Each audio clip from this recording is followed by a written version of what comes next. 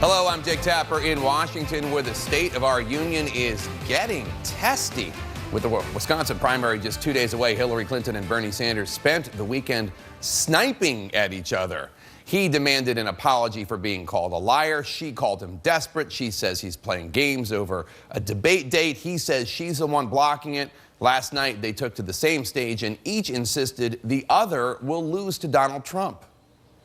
For the Democratic Party to succeed, we need a vibrancy, and we need an energy, and we need a level of grassroots activism that we do not have at this moment. I think we need a nominee who's been tested and vetted already. And for 25 years, they've thrown everything they could at me, but I'm still standing. Joining me now is Senator Bernie Sanders of Vermont. Senator, thanks so much for joining us. We appreciate it. My pleasure. You've gotten into a back and forth with Secretary Clinton about money from the fossil fuel industry. Hillary Clinton says she is sick of your campaign lying about her. You demanded an apology. Her campaign is now calling you desperate and says that you have clearly decided your only path to victory is through misleading attacks. I want to give you an opportunity to respond. Well, according to a Greenpeace analysis of campaign finance reports, the Clinton campaign, in the broader sense, including their super PAC, have received $4.5 million from fossil fuel interests. 43 paid lobbyists of the fossil fuel industry have made maximum contributions, the maximum contributions they could to the Clinton campaign.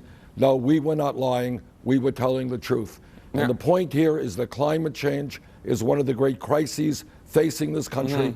We've got to stand up to the fossil fuel industry, transform our energy system, not take money from paid lobbyists from that industry. Now, the fact checker at the Washington Post took a look at the exact claims you made just now, and they wrote, quote, the Sanders campaign is exaggerating the contributions that Clinton has received from the oil and gas industry in the context of her overall campaign.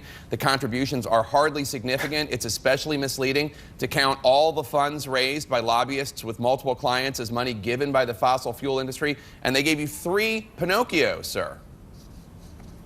Well, let the voters decide whether paid lobbyists who represent the fossil fuel industry, 43 of them, give maximum personal contributions to the Clinton campaign, and whether or not these same people are out, in some cases, bundling, trying to bring in even more money. I don't think that we are distorting reality. That's the simple reality. But you've taken $50,000 from individuals who work for the oil and gas industry. Why is it okay for you and not for her?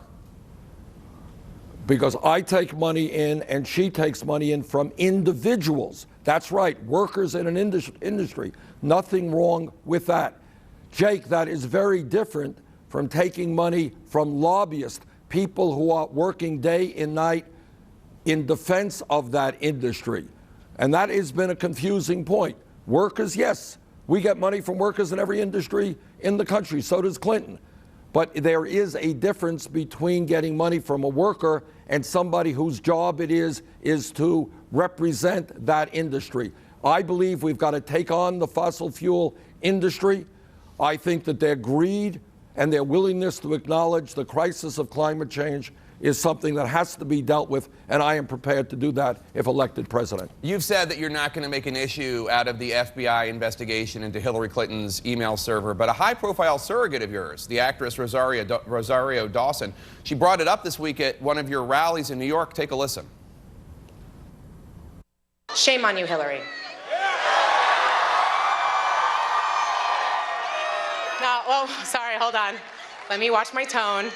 Well, yes, she is under FBI investigation. Thank you. That's not getting promoted very much, but she is about to be interviewed in a little bit. Now, when it comes to the FBI investigation, are you trying to have it both ways? You don't make any accusations against her, but one of your highest profile surrogates does?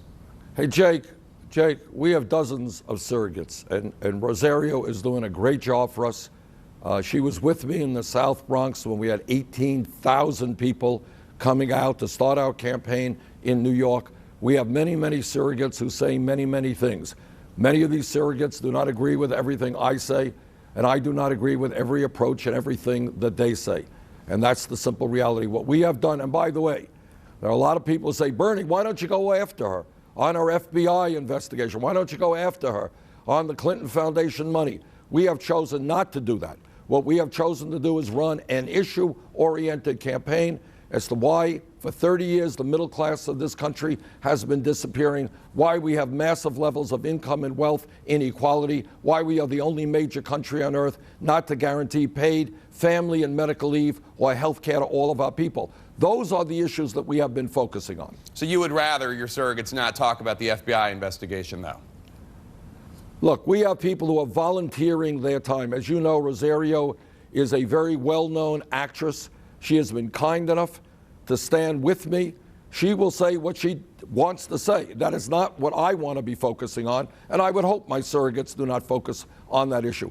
We have enormous issues facing the American people. One of the issues we're talking about every day is kids leaving college $40,000, $50,000 in debt, which is why I want to make public colleges and universities tuition free and have Wall Street tax on speculation pay for that. Let's talk about taxes, specifically about your tax returns. I have to say, I'm kind of surprised that you haven't gone further on transparency. You released the summary page of your 2014 tax returns. Hillary Clinton has posted on her website the last 8 years of her personal returns, all of the returns. Before the New York primary, will you match her? Will you post your full returns for the last 8 years? You know, we are not, to be very honest with you, you know who does our tax returns? My wife does our tax returns. We've been a little bit busy lately, so we will get out as much information as we can. There ain't going to be very much exciting in that. I get a salary from the United States Senate. There's not going to be anything new in it that people haven't seen for the last many years. But we will get it out as soon as we can. But nobody has seen them at all, I guess, is the point, and whether or not there's anything exciting in them. No, that's not true. That is not true. Of course, we have released them in the past. Our financial situation, to the best of my knowledge, has not changed very much. But we will get out all of that information as soon as we can.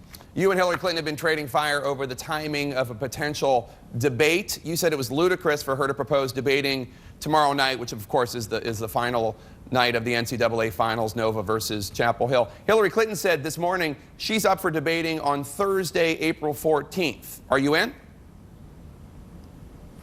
I'm not quite sure how that works on our schedule. We may have a major rally being scheduled. We have been talking, I think, to NBC and to CNN, and we're working on a number of dates. First, I'm very glad that the Secretary has accepted the challenge to debate in New York. I think we can work out a date that works for her schedule, that works for my schedule. Doing it during the NCAA finals or whatever makes no sense. Doing it in the morning when people are not going to be watching it in large numbers makes no sense. But I'm confident we'll work out a time that's good for both of our schedules and when large numbers of people will be watching. Do you think she proposed tomorrow night because it was competing with the NCAA finals, that she was trying to avoid a lot of viewers? Well, I think, who knows? But, if you look at some of those Democratic debates that we've had in the past, many observers have noted that they are often scheduled on days when the viewer turnout would not be particularly high. So I would hope that she would agree with me. Let's do it at a mutually convenient time. She has a rough schedule. I have a rough schedule. Let's get it on a network where people are going to be watching it at a time when people are going to be watching it. I think we can work that out. Amen to that. Hopefully here on CNN. Senator Bernie Sanders, thanks for joining us. We appreciate it. Thank you. In the Republican race for the 1,237 delegates,